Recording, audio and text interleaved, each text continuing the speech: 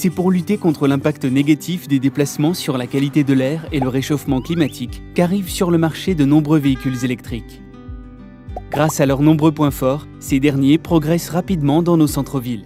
Afin d'augmenter l'autonomie de ces véhicules non polluants, l'une des solutions consiste à utiliser des véhicules électriques alimentés à l'hydrogène.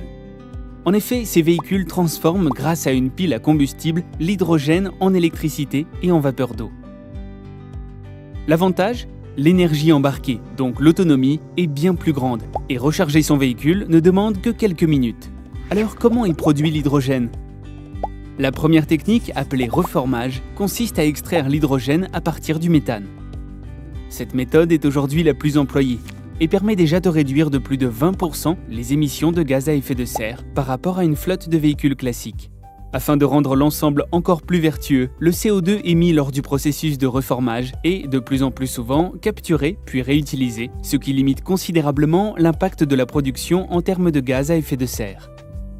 Une autre manière de produire l'hydrogène est de réaliser la même opération, mais en prenant comme source du biogaz. Ceci permet de passer d'un gaz issu des énergies fossiles à un gaz issu de la décomposition des déchets. L'électrolyse de l'eau est une autre manière de produire de l'hydrogène décarboné. En utilisant de l'électricité produite à partir des énergies renouvelables, cette technique permet d'extraire l'hydrogène à partir de l'eau. L'électrolyseur fonctionne comme une pile à combustible, mais dans l'autre sens. Ainsi, il sépare l'oxygène de l'hydrogène, qui sera ensuite comprimé puis stocké. L'objectif pour Air Liquide est d'utiliser ces méthodes propres pour 50% de sa production d'énergie hydrogène dès 2020.